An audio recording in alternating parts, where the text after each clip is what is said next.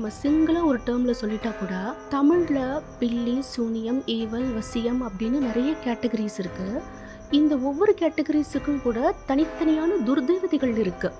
யக்ஷா, யக்ஷினி, மோகினி, சைத்தான், அசுரா, பூதா, பிசாசு, இந்த மாதிரி நிறைய துர்தேவதைகள். இந்த டிமானிக் என்டிட்டிஸ் தான் ட்ரூ நெகட்டிவ் எனர்ஜிஸ்.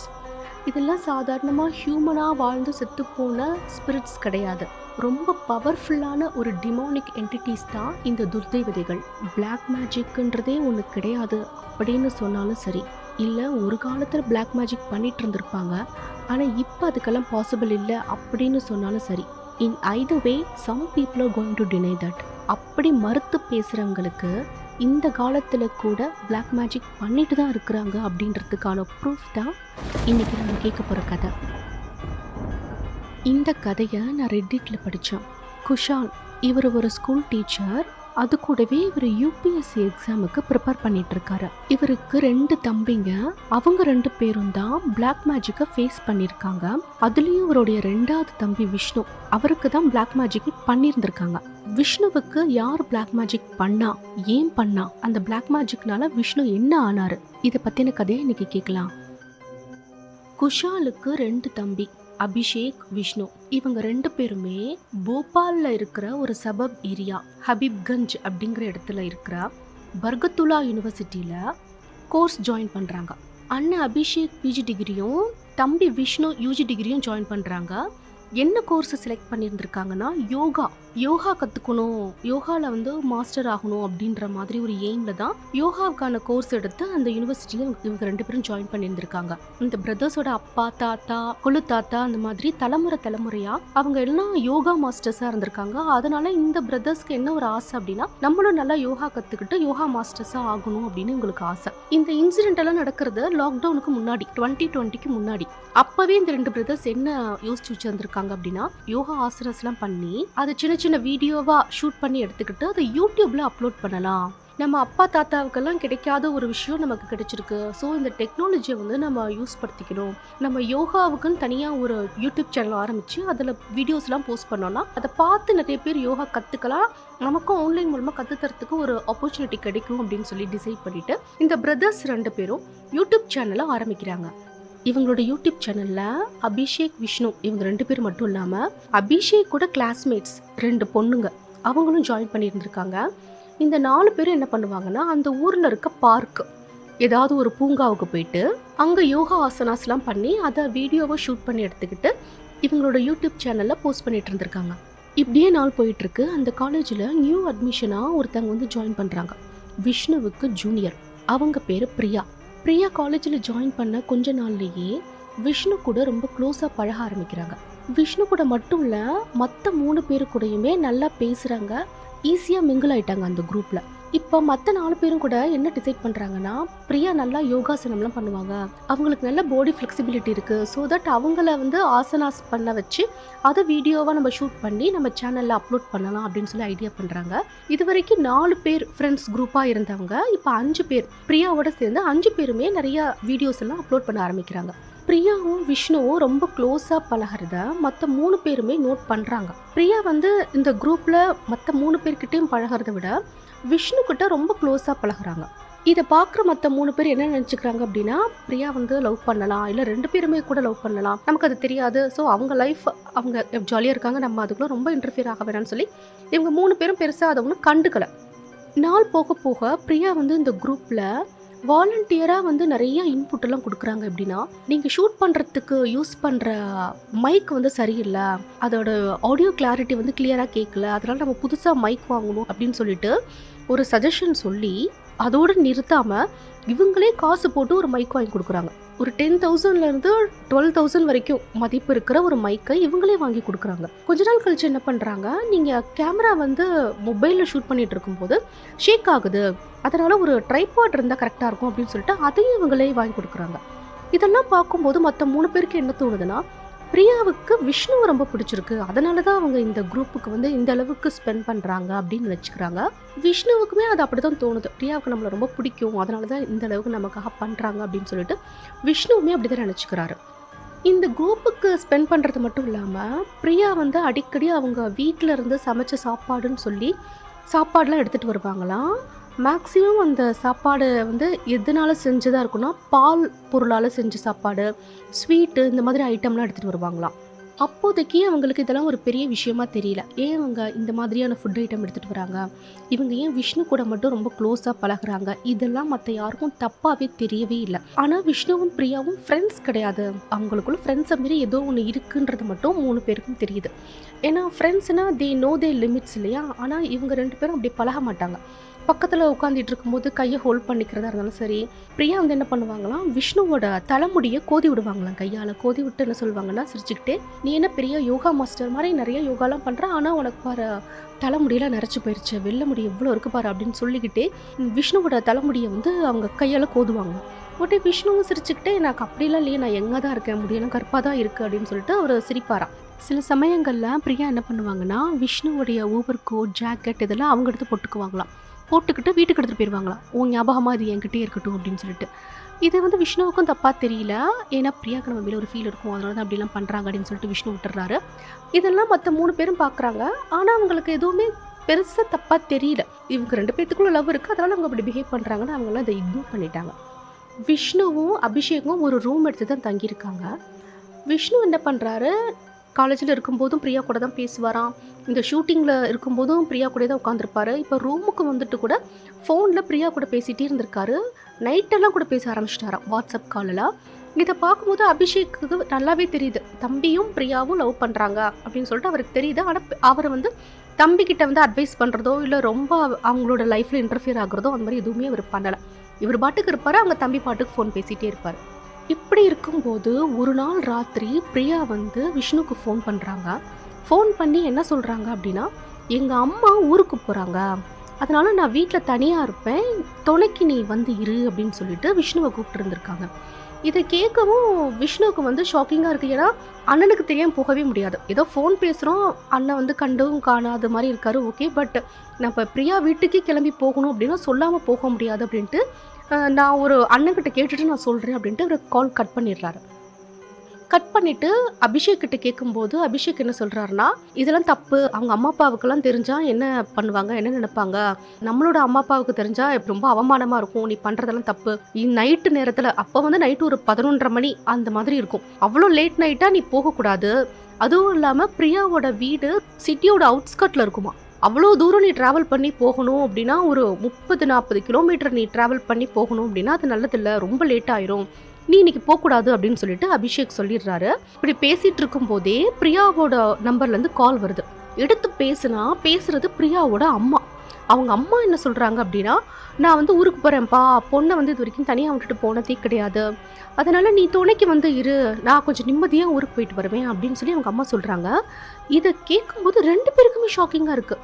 ஏதோ பிரியா தான் அவங்க ஏஜுக்கு ஏதோ சொல்கிறாங்கன்னு சொல்லி விட்டுருலாம், அவங்க அம்மாவும் அப்படி சொல்கிறாங்களா, அது என்னப்பா அது அப்படின்னு சொல்லிட்டு இவங்க அண்ணன் என்ன சொல்லிடுறாருன்னா, இல்லை ஆண்டி எங்களால் வர முடியாது, நீங்கள் ஈவினிங்கே சொல்லியிருந்தா கூட என்னோடய கிளாஸ்மேட்ஸை 2 கேர்ள்ஸ் அந்த ஃப்ரெண்ட்ஸ் இருக்காங்கன்னா அவங்கள வந்து உங்கள் வீட்டுக்கு நாங்கள் அனுப்பிச்சுட்ருப்போம் பிரியாவுக்கு துணையாக, இப்போ வந்து அனுப்ப முடியாது என் தம்பியை தனியாக அப்படி வருமா அப்படின்னும் போது அந்த ஆண்டி சொல்லியிருந்திருக்காங்க, நீ ஒன்று பண்ணுப்பா, வேணா நீ வந்து விஷ்ணுவை வண்டியில் கூட்டிகிட்டு வந்து விஷ்ணுவை நீ இங்கே விட்டுட்டு நீ கிளம்பி போயிரு அப்படின்றது இருக்காங்க. இதை கேட்டுட்டு அபிஷேக்கு இன்னும் ரொம்ப ஷாக்கிங்காக இருக்குது. இல்லை ஆண்டி, எங்கள் அம்மா அப்பாவுக்கு தெரிஞ்சால் அவங்க திட்டுவாங்க, அதனால் நாங்கள் வரமாட்டோம் அப்படின்னு சொல்லிட்டு அன்னைக்கு நைட்டு பிரியாவோட வீட்டுக்கு விஷ்ணு அபிஷேக் யாருமே போகவே இல்லை. அதுக்கு அடுத்து வந்த நாட்கள்லாம் பிரியா வந்து எப்படி நடந்துக்குவாங்களோ, எப்படி பிஹேவ் பண்ணுவாங்களோ, நம்ம அப்படி அவங்க கூப்பிட்டு போகாமல் விட்டுட்டோமேன்னு சொல்லிட்டு விஷ்ணுவுக்கு ஒரு மாதிரி தோணுது. ஆனால் பிரியா ரொம்ப நார்மலாக இருக்காங்க. விஷ்ணுக்கிட்ட சண்டை போடலை, ஏன் வரலன்னு கேட்கல, உங்கள் அண்ணன்கிட்ட ஏன் சொன்னேன்னு கேட்கல, அந்த மாதிரி எதுவுமே பண்ணலை. அவங்க நார்மலாக பிஹேவ் பண்ணிட்டு இருக்காங்க. இதை பார்க்கும்போது விஷ்ணுவுக்கு என்ன தோணுதுன்னா, ஓ பிரியா வந்து எவ்வளோ ஒரு நல்ல பொண்ணாக இருக்கிறா, நம்மக்கிட்ட சண்டையே போடல, எதுவுமே தப்பாக எடுத்துக்கல, இவ ரொம்ப நல்லவ அப்படின்ற மாதிரியான ஒரு தாட் தான் விஷ்ணுவோட மைண்டுக்குள்ளே வருது.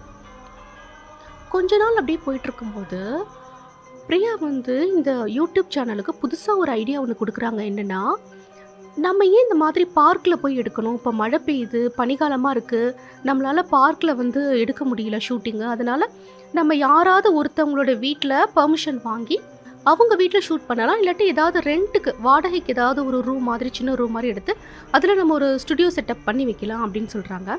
மற்ற எல்லாருக்குமே இது ஒரு நல்ல ஐடியா மாதிரி தான் இருக்குது. சரி நீ சொல்கிற மாதிரி பண்ணலாம், நம்ம தேடுவோம், வீடு வேணா தேடுவோம் அப்படின்னு சொல்றாங்க. அதே மாதிரி எங்க வீட்ட தான் கேட்டு வேணா பார்க்குறோம் அப்படின்றாங்க. அபிஷேக்கும், விஷ்ணுவும் அவங்க ஒரு ரூம்ல தான் தங்கியிருக்காங்க. ஸோ அந்த சிங்கிள் ரூம்ல ஒண்ணும் பண்ண முடியாது. மத்த கேர்ள்ஸ் 2 பேரும் வந்து எங்க வீட்ல ஒத்துக்கலங்க, பெர்மிஷன் குடுக்கலப்பா எங்க வீட்ல அப்படின்னு சொல்லிடுறாங்க. அத வீடும் தேடி பார்க்குறாங்க. ரென்ட்டுக்கு ஏதாவது ரூம் கிடைக்குமா அப்படின்னும் போது, அதுவும் இவங்களோட பட்ஜெட்டுக்குள்ள வரவே இல்ல. இப்ப பிரியா என்ன சொல்றாங்கன்னா, ஒரு நாளு எங்க அம்மா வந்து ஒத்துக்கிட்டாங்க. எங்க வீட்ல வந்து 2ண்ட் ஃப்ளோர்ல நெறைய ரூம் எல்லாம் காலியா தான் இருக்கு. அதுல வந்து ஏதாவது ஒரு ரூம நம்ம எடுத்துட்டு, ஸ்டுடியோ மாரி செட் பண்ணி வச்சு அங்க நம்ம ஷூட் பண்ணலாம். நான் எங்க அம்மாகிட்ட கேட்டேன். எங்க அம்மாவும் ஓகேன்னு சொல்லிட்டாங்க அப்படின்னு சொல்லவும், மத்த எல்லாருக்கும் ரொம்ப ஹாப்பி. ரொம்ப சூப்பர்ப்பா உன்னோட ஐடியா. நம்ம அப்படியே அத ஃபாலோ பண்ணலாம் அப்படின்றாங்க. அதுக்கு பிரியா என்ன சொல்றாங்கன்னா, எனக்கு கொஞ்சம் வந்து டைம் குடுங்க. நான் ஸ்டுடியோ வந்து ப்ராப்பரா செட் பண்ணிட்டு, உங்கள எல்லாம் நான் இன்வைட் பண்றேன் அப்படின்னு சொல்றாங்க. அதே மாதிரி ஒரு நாள் மார்னிங் பிரியா வந்து விஷ்ணுக்கு ஃபோன் பண்றாங்க. ஃபோன் பண்ணி என்ன சொல்றாங்க அப்படின்னா, அது வந்து ஏர்லி மார்னிங்கா இருக்கு. ஏர்லி மார்னிங்கே ஃபோன் பண்ணி என்ன சொல்லிடுறாங்கன்னா, நீயும் அபிஷேக்கும் கிளம்பி எங்க வீட்டுக்கு வாங்க. ஸ்டுடியோ செட்டப் எல்லாமே ரெடி ஆயிடுச்சு. இன்னைக்கு வந்து நம்ம ஷூட்டிங் ஆரம்பிச்சிடலாம் அப்படின்னு சொல்றாங்க. இவங்களும் ஓகே நாங்க வரோம். எத்தனை மணிக்கு வரணும் அப்படின்னு கேட்கும்போது, ரொம்ப சீக்கிரமாவே டைம் சொல்றாங்க. நீங்க வந்து காலையில சாப்பிடாதீங்க. சாப்பிடாம குளிச்சுட்டு சாப்பிடாம வந்துருங்க அப்படின்னு சொல்லும்போது, இவங்க 2 பேரும் கேட்குறாங்க. விஷ்ணு வந்து கேட்குறாரு, ஏன் எங்களுக்கு பசிக்கல, உங்க வீடு எவ்வளோ தூரம் இருக்கு, அவ்வளோ தூரம் நாங்க வரணும், நாங்க சாப்பிட்டுட்டு வேணா வந்துடுறோம் அப்படின்ட்டு. அதுக்கு பிரியா என்ன சொல்றாங்கன்னா, எங்க அம்மா வந்து உங்களுக்காக ஸ்பெஷலா நிறைய சமைச்சு வச்சுட்டு இருக்காங்க. பிரேக்ஃபாஸ்ட் லஞ்சுன்னு ரொம்ப ஸ்பெஷல் ஃபுட் ஐட்டம்ஸ்லாம் இருக்கு. நீங்க சாப்பிட்டுட்டு வந்துட்டீங்கன்னா உங்களால இங்க வந்து சாப்பிடவே முடியாது. அப்புறம் எங்க அம்மா தானே ரொம்ப மனசு வேதனைப்படுவாங்க. உங்களுக்காக ஸ்பெஷலா இவ்வளோ கஷ்டப்பட்டு சமைக்கிறாங்க, அவங்களையே நீங்க கஷ்டப்படுத்துறீங்க அப்படின்னு சொல்லும்போது, இந்த பிரதர்ஸ் 2 பேரும் ஒத்துக்கிறாங்க. சரி ஓகே நாங்க சாப்பிடாமலே வரோம் அப்படின்னு சொல்லிட்டு பிரியாவோட வீட்டுக்கு கிளம்பிடுறாங்க 2 பேரும். கிளம்பி இவங்க 2 பேரும் 2 பைக்ல போறாங்க. ஆன் த வேல அபிஷேக்கோட கிளாஸ்மேட்ஸ் 2 கேர்ள்ஸ் அவங்களையுமே பிக்கப் பண்ணிக்கிட்டு பிரியாவோட வீட்டுக்கு போறாங்க. இது வரைக்கும் பிரியா வீட்டுக்கு போனதே கிடையாது. ஸோ தட் அவங்க கூகுள் மேப்பை வச்சுட்டு தான் அது சொல்றபடி தான் பைக் ஓட்டிட்டு போறாங்க. ரொம்ப தூரம் இருக்கு பிரியா வீடு. இவங்க இருக்கிற இடத்துல இருந்து ரொம்ப தூரம் போகுது. ஒரு 1 hour கிட்ட பைக்ல போனா கூகுள் மேப் முடியிற இடத்துல ஒரு வீடு. அந்த வீடை பார்த்தோன்னே இவங்க 4 பேருக்குமே பயங்கர ஷாக்கிங்கா இருக்கு. என்னடா இந்த வீட்டுக்கு வந்து கூகுள் மேப் நம்மள நிறுத்தி வச்சிருச்சு, ஒருவேளை நம்ம தப்பா வந்துட்டோம் போல இருக்கு, இந்த மேப்பை நம்பினாலே இதுதான், நீ வந்து பிரியாவுக்கு ஃபோன் பண்ணு, இந்த வீடா இருக்காது, வேற ஏதாவது வீடு, வேற ஏரியாவே கூட வேறையா இருக்குமோ அப்படின்னு நினைக்கிறாங்க. ஏன்னா அந்த ஏரியால இருக்கிற வீடுகள் எல்லாம் தனித்தனி வீடுகள், ரொம்ப தள்ளி தள்ளி இருக்கு. ஒவ்வொரு வீட்டுக்கும் டிஸ்டன்ஸ் வந்து ரொம்ப அதிகமா இருக்கு. அதுலயும் மேப்பை பார்த்து இவங்க வந்து நிக்கிற வீட்டை பார்த்தா இதோ ஒரு பாலடைஞ்ச வீடு மாதிரி இருக்கு. சிதலமடைஞ்சு போயிருக்கு அந்த கட்டடம் ஃபுல்லா. ரொம்ப பெரிய வீடு, தனி வீடு. ஆனா அது ரொம்ப பழசா இருக்கு. அந்த வீட்டோட மெயின் கேட்லயே ஏதோ துணியெல்லாம் போட்டு வச்சிருக்காங்க. அந்த வீட்டோட விண்டோஸ் எல்லாத்தையுமே அடைச்சு வச்சிருந்திருக்காங்க. பெயிண்ட் எல்லாம் உறிஞ்சு போயிருந்திருக்கு. செங்கல் எல்லாம் இடிஞ்சு போயிருந்திருக்கு. அங்க இருக்கிற மரங்கள் எல்லாமே பட்டு போன மரங்களா, நிறைய தொட்டியெல்லாம் இருக்கு. அது எல்லாமே காஞ்சி போன தொட்டியா தான் இருக்கு. ஒன்று கூட ஃப்ரெஷ்ஷாவே இல்லை. அழுக்கா இருக்கு, குப்பையா இருக்கு. நிறைய கிளாஸ் பீஸ் எல்லாம் உடஞ்சி உடஞ்சி அப்படியே கீழே தரையெல்லாம் கிடக்கு. இதை பார்த்தாலே மனுஷங்க அந்த வீட்டில் வாழ்கிற மாதிரி உங்களுக்கு தெரியல. அதனால என்ன சொல்கிறாங்கன்னா, பிரியாவுக்கு வந்து நம்ம ஃபோன் பண்ணி கேட்டுருவோம், நம்ம தப்பான அட்ரஸ்க்கு வந்துட்டோம் போல இருக்கு அப்படின்னு சொல்லிட்டு பிரியாவுக்கு ஃபோன் பண்ணால் அவங்க வேகமாக அந்த வீட்டுக்குள்ளே வந்து வெளியே ஓடி வராங்களாம். ஓடி வந்து இவங்க 4 பேரையும் இன்வைட் பண்ணி உள்ளே கூட்டிகிட்டு போகிறாங்க. இவங்கெல்லாம் ஒருத்தவங்க முடிஞ்ச ஒருத்தவங்க பார்த்துக்கிறாங்க. ஆனால் பிரியா கிட்ட கேட்கல. ஏன்னா இது நாள் வரைக்கும் பிரியா வந்து இந்த யூடியூப் சேனலுக்கு அவ்வளோ காசு செலவு பண்ணியிருந்திருக்காங்க. அவங்கள பார்த்தாலே இந்த பொண்ணு வந்து ரொம்ப பணக்கார பொண்ணுப்பா அப்படின்ற மாதிரி தாட்டு தான் இவங்க 4 பேருக்கும் இது நாள் வரைக்கும் இருந்திருக்கு. ஆனால் நம்ம நினைச்ச பிரியாவுக்கும் அவள் வாழ்ந்துட்டு இருக்க வீடுக்கும் சம்மந்தமே இல்லையே அப்படின்னு நினைக்கிறாங்க. பிரியா வேகமாக ஓடி வந்து இவங்க 4 பேரையும் கூட்டிக்கிட்டு வீட்டுக்குள்ளே போகிறாங்க. போகும்போது விஷ்ணு கிட்ட மட்டும் பிரியா என்ன சொல்கிறாங்கன்னா, உன்னுடைய இடது காலை உள்ள வச்சு வா அப்படின்றாங்க. ஆனால் மற்ற 3 பேர்கிட்டையும் பெருசாக ஒன்றும் சொல்லலை, எதுவுமே சொல்லலை. அவங்க பாட்டுக்கு வந்துடுறாங்க. அப்போ விஷ்ணு வந்து பார்க்குறாரு, வலது காலம் இடது காலான்னு. இடது கால் அப்படின்னு சொல்லி மென்ஷன் பண்ணி சொன்னதுனால சரின்னு சொல்லிட்டு அவரும் இடது காலை வச்சு அந்த வீட்டுக்குள்ளே போகிறாரு. அந்த வீட்டுக்கு உள்ளார போனால் வெளியிலலாம் நல்லா வெளிச்சமாக இருக்குது. வெயில் அடிச்சுட்டு வெளிச்சமாக இருக்குது. ஆனால் அந்த வீட்டு ஹாலுக்குள்ளார இருக்கிற ஜன்னல் எல்லாத்தையுமே கருப்பு துணி போட்டு மூடி மூடி வச்சுருக்காங்க. சுத்தமாக வெளிச்சமே இல்லை. இவ்வளோ ரொம்ப பிரைட்டான ஒரு இடத்துல இருந்துட்டு ஒரு டார்க்கான இடத்துக்கு போனால் சுத்தமாகவே கண்ணு தெரியாது. அந்த மாதிரி இவங்களுக்கு அந்த வீட்டுக்குள்ளே போகும்போது கொஞ்ச நேரத்துக்கு கண்ணே தெரியல. கம்ப்ளீட்டாக இருட்டாக இருக்குது. என்னடா இப்படி ஒரு இருட்டு வீட்டுக்குள்ள இவங்க வாழ்ந்துட்டு இருக்காங்களே அப்படின்னு பார்த்துட்டு இருக்கும்போது, அந்த கிரவுண்ட் ஃப்ளோர்ல இருந்து லெஃப்ட் சைடு இன்னொரு கேட் மாரி இருக்கு. அந்த கேட் வழியா மேல ஏறி கூட்டிட்டு போறாங்க ஃபர்ஸ்ட் ஃப்ளோருக்கு. ஃபர்ஸ்ட் ஃப்ளோருக்கு வாங்க அப்படின்னு சொல்லிட்டு இவங்க 4 பேரையுமே கூட்டிக்கிட்டு மேல போயிட்டு, அந்த ஃபர்ஸ்ட் ஃப்ளோர்ல விஷ்ணுவ மட்டும் அங்க இருக்க ஹால்ல வந்து பிரியா உட்கார சொல்றாங்க. "நீ இங்கேயே உட்காந்துரு, அம்மா வருவாங்க" அப்படின்னு சொல்லிட்டு, மத்த 3 பேரையும் கூட்டிக்கிட்டு செகண்ட் ஃப்ளோருக்கு போயிடுறாங்க. மத்த 3 பேருக்கும் இது ஒண்ணும் வித்தியாசமா தெரியல. ஏன்னா, பிரியாவுக்கு விஷ்ணுவ பிடிக்கும். பிரியா வந்து அவங்க அம்மாகிட்ட விஷ்ணுவ பத்தி சொல்லியிருந்திருப்பா போல இருக்கு. அதனால அவங்க அம்மா வந்து விஷ்ணுவ மீட் பண்றாங்க அப்படின்ற மாரி தான் மத்த 3 பேரும் நெனச்சுக்கிறாங்க. அதனால அவங்களுக்கு இது வந்து தப்பா தெரியல. ஏன் விஷ்ணுவ மட்டும் கீழ உட்கார வைக்கிறா, நம்மள மட்டும் மேல கூட்டு போறா அப்படிலாம் அவங்க நினைக்கவே இல்ல. மத்த 3 பேரும் செகண்ட் ஃப்ளோருக்கு போயிடுறாங்க. செகண்ட் ஃப்ளோருக்கு போனா அங்கேயும் ஒரு ஹால் இருக்கு. அந்த ஹால்ல இந்த 2 பொண்ணுங்கள உட்கார வச்சுட்டு, பிரியா வந்து அந்த அபிஷேக் கிட்ட என்ன சொல்றாங்கன்னா, "அபிஷேக் அண்ணா, அம்மா வந்து பூஜை பண்ணணுமா, அதனால நீங்க கொஞ்சம் பூ பறிச்சு குடுங்க" அப்படின்னு சொல்றாங்க.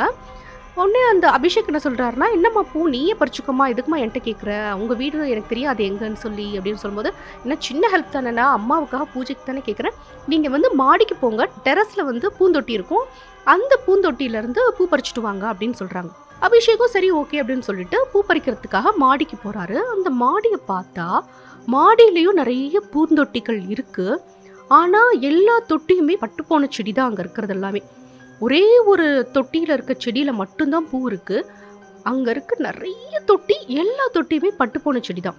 சில தொட்டி மேல இதே மாரி துணிய போட்டு போட்டு வச்சிருக்காங்க. சில தொட்டிகள் ஓப்பனா இருக்கு. இன்னும் சில தொட்டிகள்ல உடைஞ்சு போன கண்ணாடி துண்டா கிடக்கு. அங்க வந்து நெறைய பறவைலாம் கூட செத்து போய், அந்த பறவையோட எலும்பு கூடு அந்த மாதிரியெல்லாம் கூட கிடக்கு.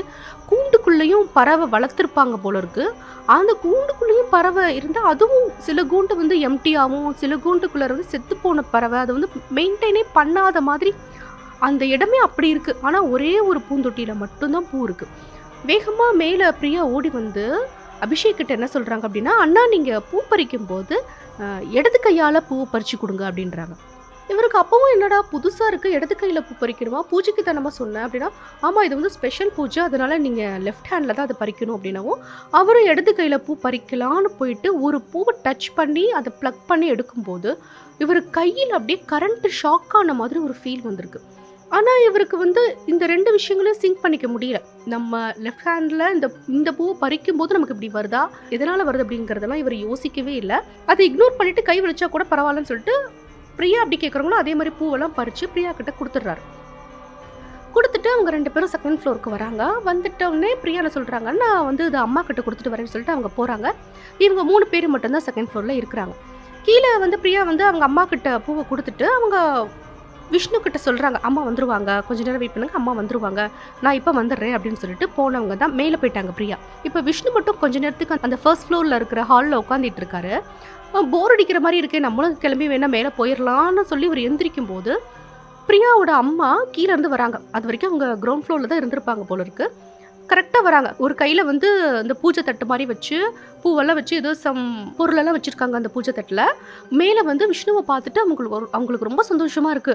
"விஷ்ணு வா, எனக்கு ரொம்ப சந்தோஷமா இருக்கு. நான் உன்னைய ரொம்ப நாளா எதிர்பார்த்துக்கிட்டு இருந்தேன். உனக்கு இப்பதான் வரத்துக்கு நேரம் கிடைச்சிருக்கு. இன்னைய நாள் தான் பெஸ்ட் நாளா இருக்க போகுது. அன்னைக்கு ராத்திரியே நான் உங்கள கூப்பிட்டேன். நீ அன்னைக்கு வர முடியாம போயிருச்சு. பரவால்ல, அதனால என்ன? இன்னைய நாள் தான் ரொம்ப பெஸ்ட் நாள். ரொம்ப தேங்க்ஸ்ப்பா நீ வந்ததுக்கு" அப்படிலாம் அவங்க எக்ஸைட்மென்ட்டோட பேசுறாங்க. இத பார்க்கும்போது விஷ்ணுவுக்கே தோணுது, என்ன இந்த ஆன்டி இப்படியெல்லாம் பேசுறாங்க அப்படின்னும் போதே, அந்த ஆன்டி வந்து விஷ்ணுவ கட்டி பிடிச்சுக்கிறாங்க. கட்டி பிடிச்சு "ரொம்ப தேங்க்ஸ்ப்பா" அப்படின்றாங்க. விஷ்ணு வந்து ரொம்ப ஹைட்டா இருப்பாராம். அந்த ஆன்டி வந்து விஷ்ணுவுக்கு செஸ்ட் அளவு தான் இருக்காங்க. அவ்ளோ ஷார்ட்டா இருக்காங்க. அவங்களோட ஃபேஸ் வந்து கிளியரா தெரியவே இல்ல. ஏன்னா ஃபர்ஸ்ட் ஃப்ளோர்ல கூட அவங்க வீட்ல இருக்கிற லைட் வந்து ரொம்ப டிம்மா, நைட் லைட் மாதிரி ஒரு லைட் தான் எரிஞ்சிட்டு இருக்கு. அந்த அளவு டிம்மான லைட்டு. ஸோ கிளியரா அவங்களோட ஃபேஸ் எதுவும் தெரியல. ஒரு உருவமா நிக்கிறாங்க, அவ்வளவுதான் விஷ்ணுவுக்கு தெரியுது. அவங்களோட வாய்ஸ் வந்து கேக்குது. ரொம்ப கிளியர் வாய்ஸா இருக்கு. இப்படி சொல்லிட்டு அவங்க அம்மா என்ன சொல்றாங்கன்னா, "வா வா நம்ம பூஜை பண்ணலாம். பூஜை பண்ணிட்டு இன்னைக்கு நல்ல நாள், நீங்க ஸ்டுடியோவ ஆரம்பிக்கணும்ல, நம்ம பூஜை பண்ணிடலாம்" அப்படின்னு சொல்லிட்டு விஷ்ணுவோட கைய பிடிச்சு இழுத்துக்கிட்டு ஒரு ரூமுக்கு கூட்டிட்டு போறாங்க. அந்த ரூம பார்த்தா இன்னும் ரொம்ப டார்க்கான ஒரு ரூமா இருக்கு. மத்த ரூம்லாம் ஏதோ ஒரு சின்ன நைட் லைட்டாவது எரியுது. ஆனா இவங்க பூஜை பண்ணலான்னு சொல்லி கூட்டிட்டு போன ரூம்குள்ள சுத்தமா இருட்டா இருக்கு. கம்ப்ளீட்டா இருட்டா இருக்கு. சின்னதா விளக்கேத்தி வச்சிருந்திருக்காங்க. அந்த விளக்கோட வெளிச்சம் மட்டும் தான் அந்த ரூம்ல இருக்கு. அந்த ரூமுக்குள்ள என்டர் ஆகணும் அப்படின்னு போகும்போது, அந்த ஆன்ட்டி என்ன சொல்றாங்க அப்படின்னா, "நீ இடது கால எடுத்து வச்சு உள்ள போ, இடது கால எடுத்து வச்சு உள்ள போன்னு" திருப்பி திருப்பி சொல்றாங்க. விஷ்ணுவுக்கு ஒண்ணுமே புரியல. ஏதோ பெரியவங்க சொல்றாங்க, அந்த மாரி நம்ம கேட்கணும் அப்படின்ற மாதிரி அவர் இடது கால எடுத்து வச்சு அந்த ரூம்குள்ள போயிடுறாரு. அந்த ரூம்குள்ள போன அடுத்த செகண்ட்ல இருந்து விஷ்ணுவுக்கு நல்லா தெரியுது, ஏதோ சம் நெகட்டிவ் எனர்ஜி அவர அப்படியே சூழ்ந்த மாதிரி ஒரு ஃபீலு. அந்த ரூம் ஃபுல்லா அப்படி ஒரு ஃபவுல் ஸ்மெல். பயங்கரமான வொர்ஸ்ட்டான ஸ்மெல்லா இருக்காங்க. அவரால அத பேர் பண்ணவே முடியல. டாலரேட் பண்ணிக்கவே முடியல. வாந்தி வர மாரி இருக்கு அவருக்கு அந்த ஸ்மெல்லு. அது கூட அவர் வாயெல்லாம் கூட அப்படி கசக்குற மாரி இருக்கு. இப்ப விஷ்ணு ஒரு விஷயத்த நோட் பண்றாரு என்னன்னா, அவரால யோசிக்க முடியுது. ஆனா, அவர் நினைக்கிறத வந்து ஆக்ஷனா எக்ஸிக்யூட் பண்ணவே முடியல. அந்த இடத்த விட்டு போயிரணும் அப்படின்னு நினைக்கிறாரு. ஆனா, அவரால போகவே முடியல. அங்கேயே நின்னுகிட்டே இருக்காரு. அந்த ரூம பார்த்தா, கிட்டத்தட்ட விஷ்ணுவோட ஹைட்டுக்கே ஒரு பெரிய சிலை ஒண்ணு இருக்கு. அந்த சிலைக்கு தான் பூஜை பண்ணணும் அப்படின்னு சொல்லிட்டு அந்த ஆன்ட்டி ப்ரிப்பேர் பண்ணிட்டு இருக்காங்க. ஏதேதோ விளக்கெல்லாம் ஏத்தி வச்சுட்டு இருக்காங்க. அந்த சிலைய பார்த்தா, அது எந்த கடவுளோட சிலைன்னு சொல்லி விஷ்ணுவால கண்டுபிடிக்கவே முடியல. ஃபுல்லா கருப்பா இருக்கிற சிலையில ஏதோ எண்ணெய் மாதிரி பூசி இருந்திருப்பாங்க போல. அது அப்படியே ஷைனிங்கா இருந்திருக்கு. அத ஃபர்ஸ்ட் வந்து ஹனுமனோட சிலையோ அப்படின்னு சொல்லி நினைக்கிறாரு. ஆனா நல்லா உத்து பார்த்தா தான் தெரியுது, அது ஹனுமன் சிலை கிடையாது. அந்த சிலைக்கு மீசையெல்லாம் இருக்கிற மாரி இருக்கு. ஒருவேள சனீஸ்வரனோட சிலை தான் போல இருக்கு அப்படின்னு நினைக்கிறாரு. அத பார்த்து சனீஸ்வரன் சிலை மாதிரியும் தெரியல. அது என்ன சிலைன்னே இவரால கண்டுபிடிக்க முடியல. அது எந்த டெய்ட்டியோட சிலைன்னு இவருக்கு தெரியவே இல்ல. ஆனா விஷ்ணுக்கு ஒரு ஃபீல் என்ன வருதுன்னா, அந்த சிலை வந்து இவர் அப்படியே உத்து பார்த்து கவனிச்சுட்டு இருக்க மாதிரி ஒரு ஃபீல். நம்மளையே நோட் பண்ணுது அப்படின்ற மாரி ஒரு ஃபீல். நம்மள ஏதோ கட்டுப்படுத்தி வச்சிருச்சு. நம்மள கண்ட்ரோல் பண்ணி வச்சிருக்கு. ஒரு இன்விசிபிளான ஒரு லாக் வந்து விஷ்ணு மேல இருக்கிறத விஷ்ணுவால உணர்ந்துக்க முடியுது. அப்ப இவங்க இந்த ரூம்ல விஷ்ணுவும் அந்த ஆன்ட்டியும் மட்டும் தான் இருக்காங்க. திடீர்னு பிரியா என்ன பண்றாங்க, கத்துறாங்க. "அம்மா, அம்மா, அபிஷேக் அண்ணா வராரு, அபிஷேக் அண்ணா வராரு" அப்படின்னு கத்தவும், இவங்க அம்மா வந்து வேகமா ஓடி வந்து அந்த கதவுகிட்ட நின்னுட்டு கூப்பிடுறாங்க. "வாப்பா அபிஷேக், வா வான்னு" சொல்லி அபிஷேக்கே ரொம்ப சந்தோஷமா அவங்க இன்வைட் பண்ணி, "பூஜைக்கு வாப்பா, பூஜை பண்ணிடலாம்" அப்படின்னு சொல்லி கூப்பிடுறாங்க. இப்ப பிரியா அந்த அந்த பூஜை ரூமுக்கு வெளியில நின்னுகிட்டு, அவங்க அந்த ரூமுக்குள்ளேயே வராம, அபிஷேக்க மட்டும் "நீங்க உள்ள போங்கண்ணா, உள்ள போங்கண்ணா, பூஜை அட்டெண்ட் பண்ணுங்கண்ணா" அப்படின்னு சொல்லிட்டு அபிஷேக்க மட்டும் அந்த ரூம்குள்ளார போக விடுறாங்க. அபிஷேக் இந்த ரூம்குள்ள வந்ததுக்கு அப்புறமும் அவருக்கும் இதே ஃபீல் தான்.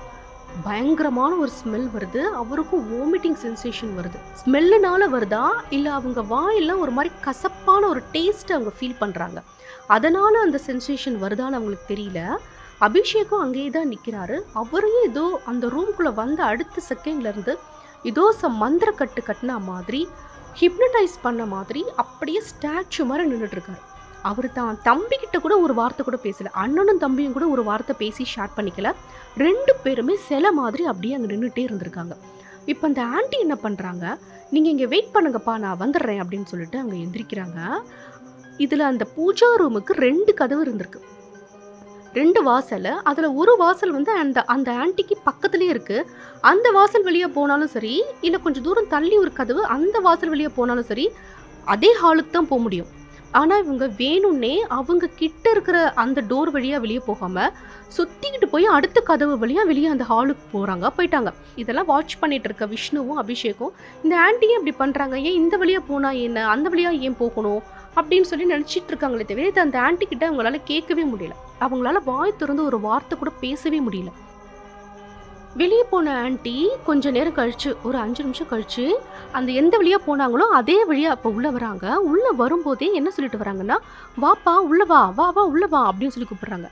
இவங்க 2 பேரும் பார்க்குறாங்க, யாரடா அந்த ஆன்ட்டி கூப்பிடுறாங்க அப்படின்னு சொல்லி பார்த்தா, அங்க ஒரு பையன். கிட்டத்தட்ட விஷ்ணுவோட ஹைட்டுக்கே ஒரு பையன். ஆனா அந்த பையன் வந்து ரொம்ப ஒல்லியா இருக்கிறான். பயங்கர ஒல்லியா இருக்கிறான். அவன் வந்து அவன தான் அந்த ஆன்ட்டி வந்து கூப்பிடுறாங்க. "வா வா உள்ள வா" அப்படின்னு சொல்லி கூப்பிட்டுட்டே என்ன சொல்றாங்க, "இங்க பாரு அண்ணன்லாம் வந்திருக்காங்க பாரு. உன்னைய கியூர் பண்றதுக்கு தான் அந்த அண்ணன்லாம் வந்திருக்காங்க. நீ வா வா உள்ள வா. வலது கால எடுத்து வச்சு உள்ள வா. வலது கால எடுத்து வச்சு உள்ள வா" அப்படின்னு சொல்லிட்டு அந்த பையன்கிட்ட சொல்றாங்க. இதையும் இவங்கெல்லாம் வாட்ச் பண்ணிட்டு தான் இருக்காங்க. இந்த பிரதர்ஸ் 2 பேரும். ஆனா அவங்களால கேட்க முடியல. கேள்வி கேட்க முடியல. "யார் இந்த பையன்? ஏன் அவன மட்டும் வலது கால்னு சொல்றீங்க? எங்கள ஏன் இடது கால் சொல்றீங்க?" இந்த மாதிரி எந்த ஒரு கேள்வியுமே கேட்க முடியல. கியூர் பண்ணணும்னு சொல்றீங்களே, யாரு கியூர் பண்ண போறா? இவ்ளோ தாட்ஸ் இவங்க மைண்டுக்குள்ள வருதே தவிர, இதையெல்லாம் அவங்களால கேட்கவே முடியல. அந்த பையனுக்கு சரியா அட்டென்ஷன் குடுத்து இந்த ஆன்ட்டி சொன்னத கேட்கலையா? இல்ல அவனுக்கு தெரியலையான்னு தெரியல. அப்ப அந்த ஆன்ட்டி என்ன பண்றாங்க, கீழ குனிஞ்சு அந்த பையனோட வலது முட்டிய தொட்டு, "இந்த கால நீ உள்ள வச்சு வா" அப்படின்னு சொல்லி காட்டுறாங்க. உடனே அந்த பையனும் வலது கால உள்ள வச்சு அந்த ரூம்குள்ள வந்து நிக்கிறான். நின்னுட்டே இருந்த பையன் நேரம் போக போக என்ன பண்றான், அவனால நிக்க முடியாம ஒரு மாரி கூன் போட்டு நிக்கிற மாரி அவன் நின்னுட்டு இருக்கான். அப்ப இந்த ஆன்ட்டி என்ன சொல்றாங்கன்னா, விஷ்ணுவ பார்த்து, "நீ வந்து பூஜை பண்ணுப்பா, வா பூஜை பண்ணு" அப்படின்றாங்க. விஷ்ணுவுக்கு ஒரு விஷயம் மட்டும் நல்லா தெரியுது. இங்க நடக்கிற பூஜை எதுவுமே பாசிட்டிவான ஒரு ஆஸ்பெக்ட்ல இல்ல. நெகட்டிவா இருக்கு. நம்மள சுத்தியே நெகட்டிவ் எனர்ஜி தான் இருக்கு. இவங்க பிளாக் மேஜிக் தான் பண்றாங்க அப்படிங்கிறது விஷ்ணுவுக்கு நல்லா தெரிஞ்சிருது. அப்ப திடீர்னு விஷ்ணு என்ன பண்றாருன்னா, "நான் வந்து பூஜை பண்ண மாட்டேன் ஆன்ட்டி" அப்படின்றாரு. ஆனா அந்த ஆன்ட்டி வந்து திருப்பி சொல்றாங்க, "ஏன்பா நீங்க ஸ்டுடியோ ஆரம்பிக்க போறீங்க. நல்ல நாளு. இந்த நாள்ல பூஜை ஆரம்பிச்சுட்டா நீங்க போய் ஸ்டுடியோல போய் உங்க ஒர்க் பண்ணுங்க" அப்படின்னும்போது, திருப்பியும் விஷ்ணு சொல்றாரு, "இல்ல ஆன்ட்டி நான் பூஜை பண்ண மாட்டேன்" அப்படின்னு. "ஏன்பா நீ பண்ண மாட்ட? நல்ல நாள் தானே இன்னைக்கு பண்ணலாமே" அப்படின்னும்போது, "நான் வந்து இன்னைக்கு குளிக்கவே இல்ல. நாங்க குளிக்காம வந்துட்டோம். அதனால நாங்க பூஜை பண்ண மாட்டோம்" அப்படின்றாரு. அவ்ளோ நேரம் ரொம்ப அன்பா, கனிவா பேசிட்டு இருந்த அந்த ஆன்ட்டி, திடீர்னு அவங்களுக்கு கோவம் வந்து பயங்கரமா கத்துறாங்களாம். "நான் ஏற்கனவே உங்ககிட்ட சொல்லியிருந்தேன்ல, எதுவும் சாப்பிடாம குளிச்சுட்டு காலங்காத்தால வீட்டுக்கு வாங்கன்னு சொல்லியிருந்தேனே. பிரியா உங்ககிட்ட சொல்லவே இல்லையா? ஏன் இப்படி பண்றீங்க?" அப்படின்னவும், அப்ப வந்து இந்த ஆன்ட்டி இவ்வளோ கூப்பிட்டு பேசுறத கேட்டுட்டு விஷ்ணு என்ன சொல்லிடுறாருன்னா, "இல்ல இல்ல நாங்க சாப்பிடாம தான் வந்தோம். ஆனா நாங்க வந்து குளிக்கல" அப்படின்றாங்க. குளிக்கல அப்படின்னு சொல்லி விஷ்ணு சொல்லவும், அந்த ஆன்ட்டி வந்து டக்குன்னு அவ்வளோ நேரம் ரொம்ப ஹார்ஷா கத்திட்டு இருந்த ஆன்ட்டி, டக்குன்னு அப்படியே கூல் டவுன் ஆயிடுறாங்க. அன்பா திருப்பி பேசுறாங்க. "அதனால என்னப்பா? நீங்க குளிக்காட்டி என்ன? இவ்ளோ தூரம் நம்ம பூஜை ஆரம்பிச்சுட்டோம். அதனால இதுல எந்த தப்பும் இல்ல. நீ வந்து பூஜை பண்ணிரு. நீ குளிக்காட்டியும் பரவால்ல. நீ வந்து பூஜைய பண்ணிரு" அப்படின்னு சொல்லி ரொம்ப ஃபோர்ஸ் பண்றாங்க விஷ்ணுவ. விஷ்ணு வந்து எவ்ளோ மறுத்தா கூட அந்த ஆன்ட்டி விடுறதா இல்ல. ஆனா இது எல்லாத்தையும் பார்த்துக்கிட்டு இவங்க பக்கத்துல அபிஷேக் வந்து அப்படியே நின்னுட்டே தான் இருந்திருக்காரு. திடீர்னு விஷ்ணு என்ன பண்றாரு, அபிஷேக் கைய பிடிச்சு இழுத்துக்கிட்டு, "வா நம்ம இந்த வீட்ட விட்டு ஓடி போயிரணும்" அப்படின்னு சொல்லிட்டு வேகமா அந்த ரூம விட்டு, அந்த பூஜை ரூம விட்டு ஓடி வந்து ஹாலுக்கு வந்து ஃபர்ஸ்ட் ஃப்ளோர்ல இருந்து கீழ இறங்கி கிரவுண்ட் ஃப்ளோருக்கு வந்தா, அந்த கேட் வாசல் பக்கத்துல தேங்காய் உடைச்சிருக்கு. கீழ வந்து அரிசியா கிடக்கு. இத பார்த்துட்டு உங்களுக்கு ஒண்ணும் தெரியல. ஏதோ பண்ணியிருக்காங்க, சம் ரிச்சுவல்ஸ் எல்லாம் இங்கேயும் பண்ணியிருக்காங்கன்னு சொல்லிட்டு, அவங்க அந்த கதவையும் தாண்டி மெயின் கேட்டுக்கு வந்து அதையும் கிராஸ் பண்ணி பைக் எடுத்துட்டு வேகமா ஓட்டிட்டே வந்துட்டாங்க பைக்க. எந்த டைரக்ஷன்ல போறோம், எங்க போறோம், நம்ம வீட்டுக்கு தான் போறோமா, அதெல்லாம் எந்த ஒரு நினைவுமே இல்ல. அவங்க ஓட்டிட்டு வராங்க. ஓட்டிட்டு போயிடுறாங்க. இவங்க ஓடி வரும்போதே பின்னாடி இந்த ஆன்ட்டி வந்து கத்திட்டே வராங்களாம். "என்னப்பா பூஜையே பண்ணாம போறீங்க? அட்லீஸ்ட் நீங்க இந்த சிந்தூராவது வச்சுட்டு போயிருங்க" அப்படின்னு சொல்லி கத்திக்கிட்டு ஓடுறாங்க பின்னாடி. ஆனா இந்த பாய்ஸ் 2 பேரும் கேட்கவே இல்ல. தப்பிச்சா போதும்னு இந்த இடத்த விட்டு ஓடுறாங்க. அப்ப பிரியாவோட அம்மா வந்து கூப்பிடுறாங்க பிரியாவ. "பிரியா, பிரியா இங்க வா, சீக்கிரம் வா." அவனுங்க 2 பேரும் ஓடுறாங்க வீட்ட விட்டு. "ஏன்னே தெரியல, நீ வந்து பாரு" அப்படின்லாம் கத்துறாங்க. பிரியாவும் கீழ பின்னாடி கத்திக்கிட்டே வராங்க. ஆனா இத எதையுமே அவங்க அட்டென்ஷன் குடுக்காம பிரதர்ஸ் 2 பேரும் பைக் எடுத்துக்கிட்டு வேகமா கிளம்பி போயிட்டாங்க. ரொம்ப தூரம் வந்ததுக்கு அப்புறம் தான் இவங்களால ஃப்ரீயாவே ஃபீல் பண்ண முடிஞ்சிருக்கு. அதுவரைக்கும் ஏதோ ஒரு இன்விசிபிளான ஒரு கட்டுல இருந்த மாதிரி, அவங்கள யாரோ ஹிப்னடைஸ் பண்ண மாதிரியான ஒரு ஃபீல் இருந்திருக்கு. அந்த வீட்ட விட்டு இவ்ளோ தூரம் தாண்டி வந்ததுக்கு அப்புறம் தான் இவங்களுக்கே ரொம்ப ஃப்ரீயா ஃபீல் பண்றாங்க. அதுக்கப்புறம் தான் அண்ணனும் தம்பியும் ஒருத்தவங்க கிட்ட ஒருத்தவங்களே பேசுறாங்க. "நம்ம என்ன பெரிய தப்பு பண்ணிட்டோம். நம்ம இந்த வீட்டுக்கு வந்திருக்கவே கூடாது" அப்படின்னு பேசிட்டு இருக்கும்போது, விஷ்ணு என்ன சொல்றாருன்னா, "நம்ம அம்மாவுக்கு ஃபோன் பண்ணி பேசுவோம்" அப்படிங்கிறாரு. யூசுவலாவே இந்த பிரதர்ஸ் வந்து அவங்க அம்மாவுக்கு ஃபோன் பண்ணி வீடியோ கால்ல தான் பேசுவாங்களாம். அதனால வாட்ஸ்அப்ல வீடியோ கால் போட்டு பேசுறாங்க.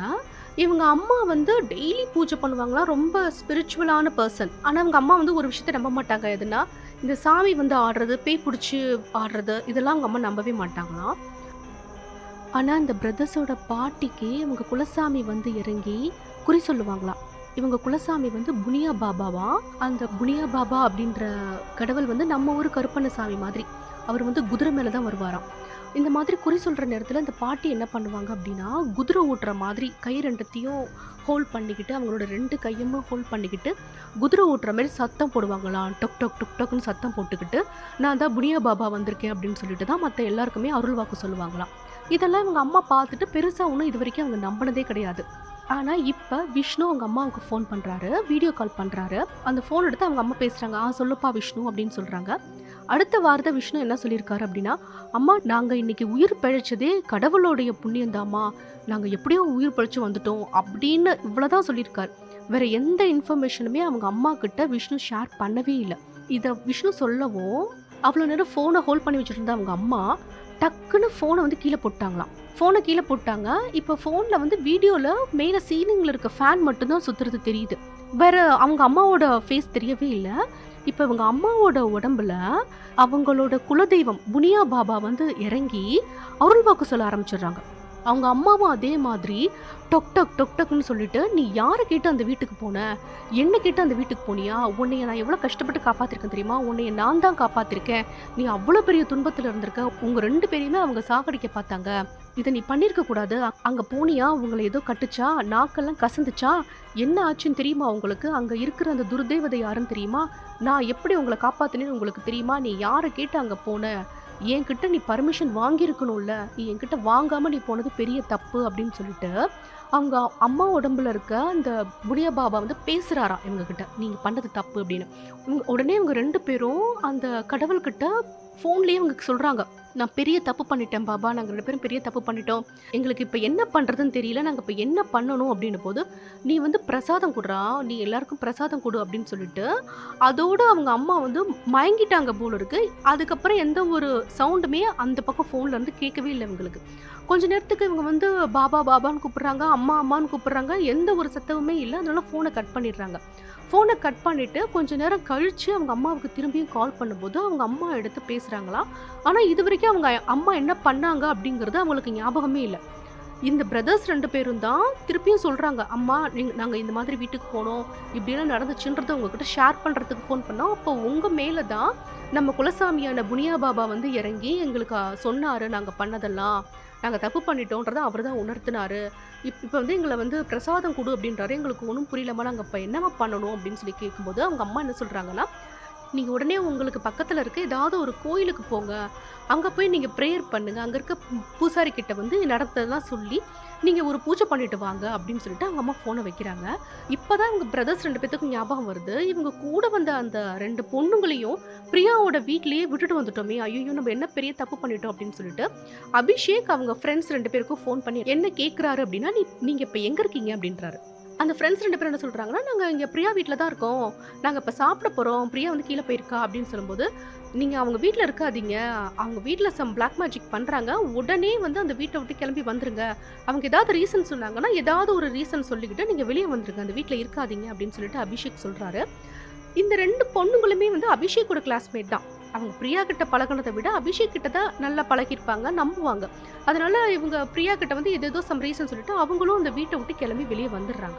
இப்போ பிரதர்ஸ் 2 பேரும் அவங்களுக்கு கொஞ்சம் தூரத்திலேயே ஒரு ஹனுமன் கோயில் இருந்திருக்கு. அந்த ஹனுமன் கோயிலுக்கு போயிட்டு, அங்க இருக்க அந்த பூசாரி கிட்ட இவங்களுக்கு நடந்த விஷயங்கள் எல்லாத்தையுமே சொல்றாங்க.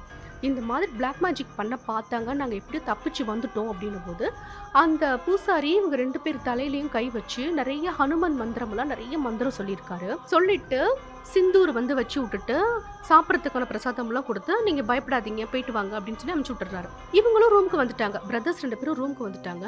ஈவினிங் ஒரு 6 மணி போல ஆயிடுச்சு. அன்னைய டே ஃபுல்லாவே நெறைய இஷ்யூஸ் நடந்து, இவங்க ரூமுக்கு வரதுக்கே மணி 6 மணிக்கு மேல ஆயிடுச்சு. ரூமுக்கு வந்து பார்த்தா, விஷ்ணுவோட ஃபோனுக்கு பிரியா கிட்ட இருந்து நெறைய மெசேஜஸா வந்திருக்கு. "என்ன விஷ்ணு ஆச்சு? நீ ஏன் என்ட்ட சொல்லாம போயிட்ட? நான் ஏதாவது தப்பு பண்ணிட்டேனா? நீ திரும்பி வா, என்கிட்ட பேசு. நான் உனக்கு இவ்ளோ மெசேஜ் பண்றேன். நீ ரிப்ளை பண்ண மாட்டேங்கிறியே. நான் கால் பண்ணா கூட நீ எடுக்கலையே." இந்த மாதிரியெல்லாம் நெறைய மெசேஜஸ் பிரியா கிட்ட இருந்து விஷ்ணுவோட நம்பருக்கு வந்திருக்கு.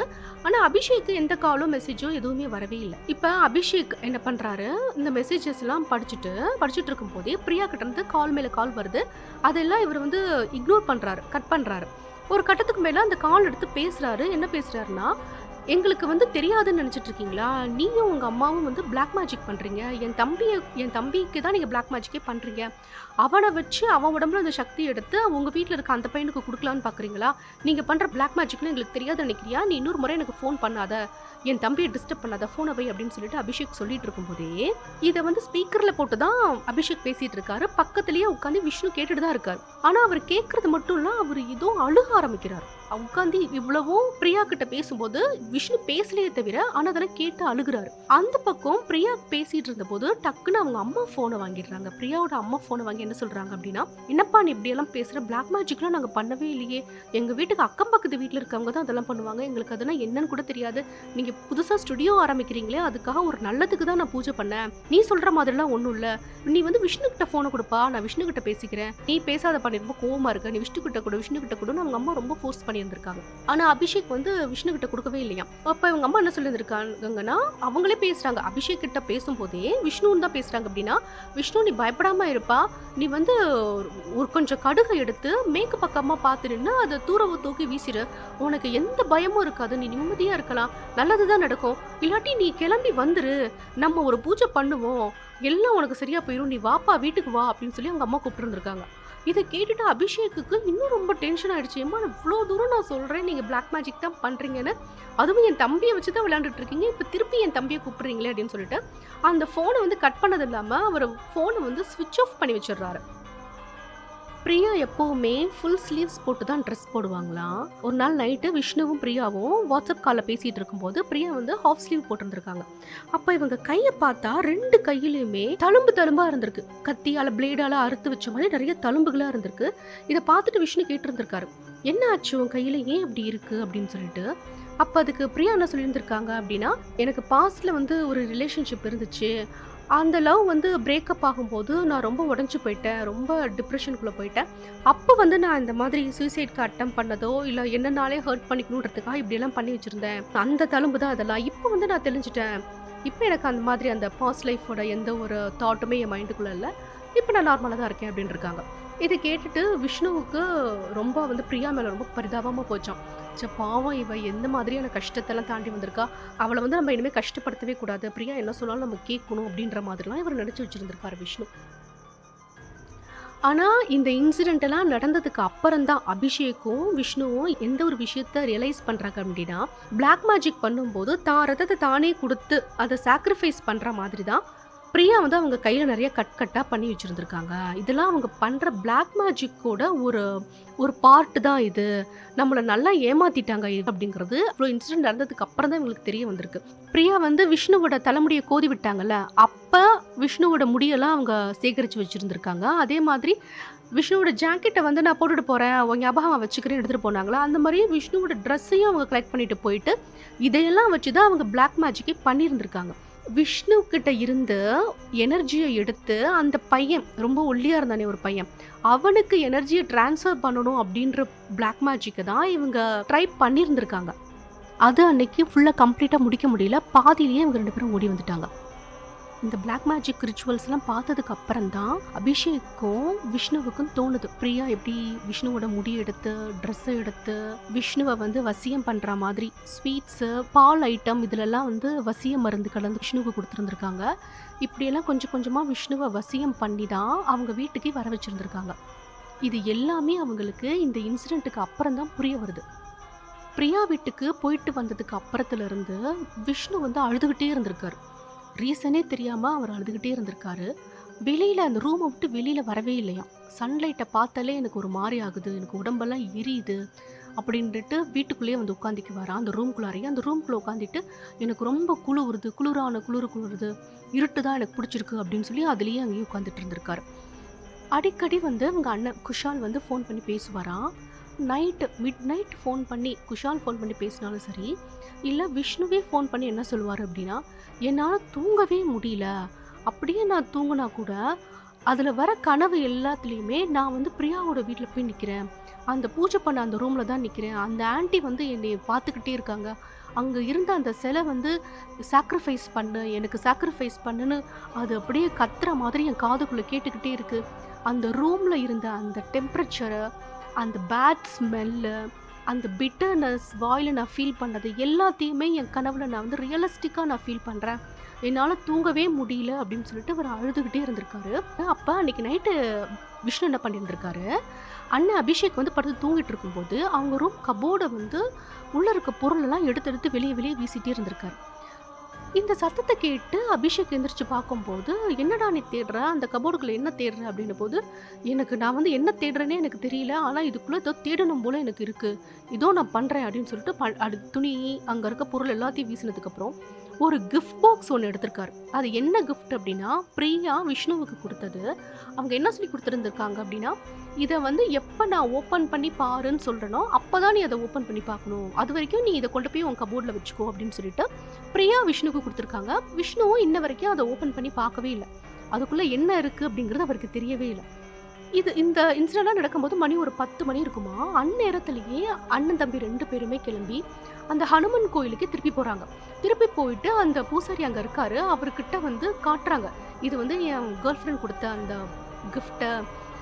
இத என்ன பண்றது அப்டின்னம்போது, அந்த பூசாரி வந்து என்ன சொல்லிடுறாருன்னா, "இதெல்லாம் என்கிட்ட எடுத்துக்கிட்டே வராதப்பா" அப்படின்னு சொல்லிட்டு, "இத தொடுறதே ரொம்ப இதுக்குள்ள என்ன இருக்குன்னு கூட தெரியல. இதெல்லாம் சம் நெகட்டிவ் எனர்ஜி. நான் கொஞ்சம் திருநீர் தரேன். அந்த திருநீர வந்து இந்த பாக்ஸ் ஃபுல்லா நீங்க போட்டு, அத தூரத்துல போய் வச்சு நீங்க கொளுத்தி விட்டுருங்க. அத நீங்களும் ஓப்பன் பண்ணாதீங்க. எதுவுமே பண்ணாதீங்க. அத கொளுத்தி விட்டுட்டு நீங்க ஊருக்கு போயிருங்க. இந்த ஊரே உங்களுக்கு வேண்டாம். நீங்க உங்க ஊருக்கு போயிருங்க" அப்படின்னு சொல்லிட்டு அந்த பூசாரி சொல்லியிருந்திருக்காரு. அத கேட்டுட்டு அந்த பிரதர்ஸும் திருநீர வாங்கி அந்த டப்பா மேல கொட்டி, அத கொளுத்தி விட்டுட்டு இவங்க வந்துட்டாங்க. டிக்கெட் பார்த்தா ஒரு 2 டேஸ் கழிச்சு இவங்களுக்கு டிக்கெட் கிடைச்சிருந்திருக்கு. டிக்கெட் புக் பண்ணி வச்சுட்டாங்க. ஊருக்கு போயிரலாம் அப்டின்ட்டு. பிளான் பண்ண மாரி இவங்க ஊருக்கும் போயிட்டாங்க. பிரதர்ஸ் 2 பேரும். ஆனா, இவங்க 2 பேருக்கும் நடந்த இவ்ளோ இன்சிடென்ட்டும், இவங்களோட அண்ணன் குஷாலுக்கும் அவங்களோட அம்மா இவங்களுக்கு மட்டும் தான் தெரியும். இவங்க வீட்ல 4 பேருக்கு மட்டும் தான் தெரியும். அவங்க அப்பாவுக்கு இதுவரைக்கும் தெரியாது. ஊருக்கு போனதுக்கு அப்புறம் தான் இவங்க அப்பா கிட்ட நடந்த எல்லா விஷயங்களையுமே இவங்க சொல்றாங்க. ஷேர் பண்ணிக்கிறாங்க. அப்ப அவங்க அப்பா ரொம்ப வருத்தப்பட்டு என்ன சொல்றாரு அப்டின்னா, "சரி கிளம்புங்க. நம்ம ஊர்ல வந்து ஒரு சாமியார் இருக்கார்ல. இந்த மரத்துக்கு கீழ ஒரு பாபா சாமியார் உட்கார்ந்திருப்பாராம். அவர போய் நம்ம மீட் பண்ணுவோம். அவர் ரொம்ப சக்தி வாய்ந்த சாமியார்" அப்படின்னு சொல்லிட்டு அவர்கிட்ட கூட்டிட்டு போயிருந்திருக்காங்க. ஏன்னா அந்த சாமியார் வந்து தட்சணை வாங்குறது, காசு புடுங்குறது அந்த மாரி எதுவுமே பண்ண மாட்டாராம். ட்ரூவா இருப்பாராம். ரொம்ப ஜென்யூனான சாமியாரு. அவர பார்க்கறதுக்கு நெறைய பக்தர்கள் வருவாங்க. அதனால அவங்க அப்பா வந்து இவங்க 3 பேரையும் கூட்டிக்கிட்டு அந்த மரத்துக்கு கீழ இருக்கிற சாமியார பார்க்கறதுக்கு போயிருந்திருக்காங்க. அப்ப அந்த சாமியார மீட் பண்றதுக்கு ஆல்ரெடி அங்க நெறைய பேர் உட்கார்ந்திருந்திருக்காங்க. நெறைய கும்பல், பெரிய கும்பல் உட்கார்ந்திருக்கும்போது, ஒரு லைன் மாரி இவங்களும் போய் அந்த கும்பல்ல உட்கார்ந்திக்கிறாங்க. உட்கார்ந்துட்டு இருக்கும்போது, அந்த சாமியார் என்ன பண்ணியிருந்திருக்காரு, அவர மீட் பண்றதுக்கு வந்து இந்த பேய் பிடிச்சவங்கலாம் வருவாங்களாம், இல்ல ஃபேமிலில ஏதாவது இஷ்யூஸ், எங்களுக்கு ஏதாவது பரிகாரம் சொல்லுங்க பாபா, இந்த மாதிரி நெறைய விஷயத்துக்கு இந்த சாமியார பார்க்க வருவாங்களாம். அந்த மாரி வந்தவங்கள எல்லாமே அவர மீட் பண்ணி அவங்களோட குறைகள வந்து கேட்டுட்டு இருக்காரு. ஆனா, அவருடைய பார்வை, அட்டென்ஷன் முழுக்க யார்கிட்ட இருக்கு அப்டின்னா, விஷ்ணு மேல தான் இருக்கு. அதனால விஷ்ணு வந்து அவங்க அண்ணன்கிட்ட என்ன சொல்லியிருக்காருன்னா, "ஏன் அந்த சாமியார் வந்து என்னையே உத்து உத்து பார்த்துட்டு இருக்காரு?" அப்படின்னு சொல்லி கேட்டிருந்திருக்காரு. அப்பதான் இவங்களுமே நோட் பண்ணியிருந்திருக்காங்க. ஆமா, அவரு வந்து மத்தவங்க கிட்ட பேசுறாரு. அவங்களுக்கு ஹெல்ப் பண்ணிட்டு தான் இருக்காரு மத்தவங்களுக்கும். ஆனா, அவரு உன்னையவே தான் நோட் பண்ணிட்டு இருக்காரு அப்படின்னு அப்பதான் மத்தவங்களும் ரியலைஸ் பண்றாங்க. இப்ப ஒரு 1/2 அன் ஹவர் போயிருக்குமா, கொஞ்சம் பக்தர்கள் எல்லாம் அந்த சாமியார் பார்த்திருப்பாரு. இன்னும் கொஞ்சம் பேர் இவங்க கியூல வந்து இவங்களுக்கு முன்னாடி இன்னும் கொஞ்சம் பேர் இருக்காங்க. அப்படி இருந்தும் கூட அந்த சாமியார் வந்து விஷ்ணுவ பார்த்து கை காட்டி, "நீ இங்க வா" அப்படின்னு சொல்லி கூப்பிட்டுருந்திருக்காரு. இந்த சாமியார் கூப்பிடவும் விஷ்ணு எந்திரிச்சு நடந்து போயிட்டுருக்கும்போது, விஷ்ணுவோட அப்பாவும் பின்னாடி தான் வந்திருக்காரு. போயிட்டு கிட்ட போன உடனே அவங்க அப்பா வந்து சொல்ல ஆரம்பிக்கலாம். பையனுக்கு என்ன நடந்துச்சுன்னு சொல்லலாம் அப்படின்னு சொல்லிட்டு, இந்த பையனுக்கு நெகட்டிவா அப்படின்னு ஆரம்பிச்சாரு. அதுக்குள்ள அந்த சாமியார் வந்து அவங்க அப்பா வந்து, "நீ எதுவுமே பேசாத, அமைதியா உட்காரு" அப்படின்னு சொல்லிட்டு, விஷ்ணுவ பக்கத்துல கூட்டிட்டு வந்து உட்கார வச்சுட்டாரு. உட்கார வச்சுட்டு என்ன பண்ணியிருக்காரு, ஒரு எலுமிச்சம்பழத்த எடுத்துட்டு, அதுக்குள்ள வந்து கிராம்ப எடுத்து அந்த எலுமிச்சம்பழத்துல அப்படியே ஃபோர்ஸா அழுத்திருக்காரு உள்ளார. அப்படி அவர் பண்ண உடனே விஷ்ணு வந்து அவருக்கு ஏதோ அடிபட்ட மாரி பயங்கரமா அவரு வலிக்கிற மாரி பிஹேவ் பண்ணியிருக்காரு. அது கூடவே இவரு நெறைய கிராம்பு எடுத்து அந்த எலுமிச்சம்பழத்துல குத்த குத்த விஷ்ணு வந்து வியர்டா பிஹேவ் பண்ண ஆரம்பிச்சுட்டாரு. ஏதோ சம் நெகட்டிவ் எனர்ஜி அவர் போட்டு அட்டாக் பண்ற மாதிரி, அவருக்கு வலி வேதனை இருக்கிற மாதிரி, அவரு குதிக்கிறாரு, தரையில புரண்டு உருள்றாரு, என்னென்னமோ பண்றாரு. விஷ்ணுவ பார்த்தாலே ஒரு மாரி இருக்கு. ஐயோ! உனக்கு என்ன ஆச்சுன்னே தெரியலையே அப்படின்னு. ஒரு கட்டத்துல என்ன பண்ணிட்டாரு, விஷ்ணு வந்து வாமிட் பண்ணியிருந்திருக்காரு. வாமிட் பண்ணா அதுல நெறைய புழுக்களா, சின்ன சின்ன புழுவா நெறைய புழு வந்திருக்கு. அப்ப அந்த சாமியார் என்ன சொல்லியிருக்காரு, "தண்ணி குடுத்துட்டு கூட்டிட்டு வாங்க" அப்படின்னவும், தண்ணியெல்லாம் குடுத்து முகமெல்லாம் கழுவ வச்சு கூட்டிட்டு வந்த உடனே, நெறைய திருநீர எடுத்து விஷ்ணுவோட நெத்தி, தலை, கழுத்து ஃபுல்லா பூசி விட்டுருந்திருக்காரு. பூசி விட்டுட்டு அவங்க அப்பாகிட்ட என்ன சொல்லியிருந்திருக்காருன்னா, "உங்க குலசாமி தான் காப்பாத்திருக்கு. இந்த பையன் வந்து உயிர் பொழச்சு வந்ததே பெரிய விஷயம். பயங்கரமான ஒரு பிளாக் மேஜிக்க, ஒரு நெகட்டிவ் எனர்ஜிய இந்த பையன் மேல வந்து ஏவி விட்டுருந்திருக்காங்க. எப்படியும் அவன் பொழச்சுக்கிட்டான். இனி நான் சொல்றத வந்து நீங்க ஃபாலோ பண்ணுங்க" அப்படின்னு சொல்லிட்டு, அவங்க அப்பாவுக்கு சில மந்திரங்கள வந்து சொல்லியிருக்காரு. மந்திரங்கள சொல்லிட்டு, சில மந்திர பொருட்களை எல்லாம் குடுத்து, "இன்னைக்கு ராத்திரி உங்க வீட்டுக்கு போயிட்டு, நைட்டு எல்லாரும் தூங்குனதுக்கு அப்புறம், ஊரெல்லாம் அடங்குனதுக்கு அப்புறம், நைட்டு நேரத்துல உங்க வீட்ட ஆன்டி கிளாக் வைஸா 7 முறை சுத்தி வந்து, நான் சொன்ன மந்திரங்கள சொல்லிட்டே வாங்க. சொல்லிட்டு நான் கொடுத்த அந்த பொருளை எல்லாம் உங்க வீட்ட சுத்தி போட்டுட்டே வாங்க. இந்த பையன் வந்து சீக்கிரமா கியூர் ஆயிருவான் அப்படின்னு சொல்லிட்டு அந்த சாமியார் வந்து அனுப்பிச்சு விட்டுருந்துருக்காரு. அந்த சாமியார் பாபாஜி சொன்ன மாதிரியே இவங்களும் வீட்டுக்கு வந்து அவர் சொன்ன ரிச்சுவல்ஸ் இந்த மாதிரி வீட்டிலலாம் பண்ணதுக்கப்புறம் விஷ்ணு கிட்ட ஒரு சேஞ்ச் தெரிஞ்சிருக்கு. பாசிட்டிவாக கொஞ்சம் கொஞ்சமாக அவரோட ஹெல்த்தில் வந்து முன்னேற்றம் தெரிஞ்சிருக்கு. விஷ்ணுவால் யூனிவர்சிட்டியை வந்து சேஞ்ச் பண்ண முடியல. ஆனால் அவர் இருந்த இடம் அந்த ரூம் எல்லாத்தையுமே காலி பண்ணிவிட்டு வேற ஒரு ஏரியாவுக்கு போயிட்டு புதுசாக ஒரு வீடு வாடகைக்கு எடுத்து அவங்க அங்கே இருக்க ஆரம்பிச்சிட்டாங்க. அதுக்கப்புறம் பிரியாவை வந்து மீட் பண்ணவே கூடாது. ஜூனியராக இருந்தாலும் சரி அந்த கிளாஸ் பக்கமே போகக்கூடாது. ஏன்னா நம்ம இவ்வளோ தூரம் சஃபர் ஆகிட்டோம் அப்படின்னு சொல்லிட்டு அபிஷேக், விஷ்ணு 2 பேரும் எப்படியோ அவங்களோட கோர்ஸை வந்து கம்ப்ளீட் பண்ணிட்டு வெளியே வந்துட்டாங்க. இந்த பிளாக் மேஜிக், நெகட்டிவ் எனர்ஜி இதிலெல்லாம் இருந்து கம்ப்ளீட்டாக ஃபிசிக்கலாக மட்டும் இல்லை, மென்டலி இதுலேருந்து வெளியே வரத்துக்கு கூட விஷ்ணுக்கு ரொம்ப காலம் பிடிச்சிருந்துருக்கு. மோர் தென் 1 இயர் கழிச்சு தான் இவர் கம்ப்ளீட்டாக அதுலேருந்து வெளியே வந்திருக்காரு. இப்போ விஷ்ணு இன்ஸ்டாகிராமில் ஒரு இன்ஃப்ளூயன்சராக, யோகா மாஸ்டராக இருந்து நிறைய பேருக்கு யோகா கற்றுக் கொடுக்குறாரு. ஒரு துறவி மாதிரியான ஒரு லைஃப்பை வந்து செலக்ட் பண்ணி அந்த பாத்தில் தான் விஷ்ணு இப்போ ட்ராவல் பண்ணிட்டு இருக்காரு.